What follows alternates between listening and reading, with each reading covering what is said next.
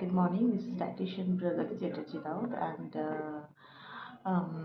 Happy new year to all of you. Recently আমাদের বাংলায় একটা ভাইরাস ভীষণভাবে অ্যাফেক্টেড, সেটা হচ্ছে বা ভাইরাস নিয়ে খুব চাঞ্চল্যকর তথ্য উঠে আসছে। This called Nipah virus. সবার জানার সুবিধার্থে বলে থাকি, নিপা ভাইরাস কিন্তু কোনো মানুষ বা মানে মানুষবাহিত কোনো রোগ না, এটা জীবজন্তুদের মাধ্যমে আসে এবং বেশি করে যেটা কমনলি রিসেপ্টর তারা বা কমনলি যারা মানে বাহক, এটাকে বলা হয় র্যাটস বা বাদুড়।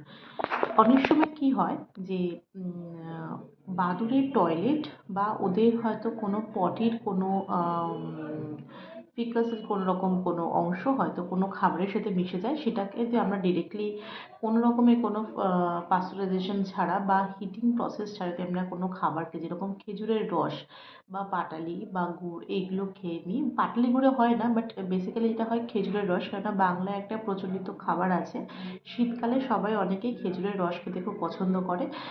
অনেক সময় দেখা যায় এটা ইনফিল্ট্রেটভাবে আমরা হিসেবে নিয়ে নিই। তো সেক্ষেত্রে হয়, বা কোনো শাকসবজি বা কোনো ফল যদি আমরা না ধুয়ে ইমপ্রপারলি স্যানিটাইজেশন না করে বা ফলের খোসাটা ভালো করে না ছাড়িয়ে খেয়ে নিই, কেন অনেকেই দেখা যায় সবেদার খোসা যেটা আছে সেটা না ছাড়িয়ে সবেদাটা পিল না করে খেয়ে নেয়। তো অনেক সময় হতেই পারে যে গাছের মধ্যে যে গাছটা থেকে সবেদাটা পাড়া হচ্ছে সেই গাছের মধ্যে হয়তো বাদুড় কোনো রকমভাবে ছিল এবং তার থেকে ভাইরাসটা ফলের মধ্যে গেছে এবং সেটা আমরা ডিরেক্টলি কনজিউম করে নিয়েছি। তো সেই ক্ষেত্রেও আমাদের নিপা ভাইরাস কিন্তু অ্যাফেক্টেড হয়।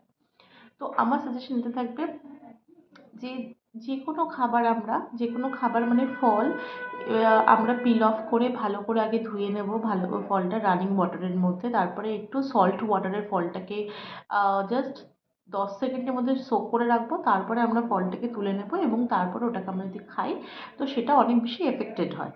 সেকেন্ডলি হচ্ছে খেজুরের রস নিয়ে যেটা বললাম, খেজুরের রস আমরা খাবো, অবশ্যই খাবো, কিন্তু সেক্ষেত্রে যদি আমরা একটু গরম করে খাই, একটু ফুটিয়ে বয়েল আপ করে খাই, তাহলে আমরা খেজুরের রসটা খেতে পারি।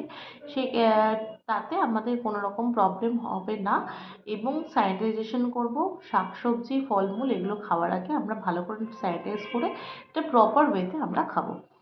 তো থ্যাংক ইউ সো মাচ। এই জিনিসগুলো একটুখানি মাথায় রাখবেন, ডে টু ডে লাইফে এগুলো কাজে লাগানোর চেষ্টা করবেন, তাহলে অনেক বেশি সুস্থ থাকতে পারবেন। Thank you for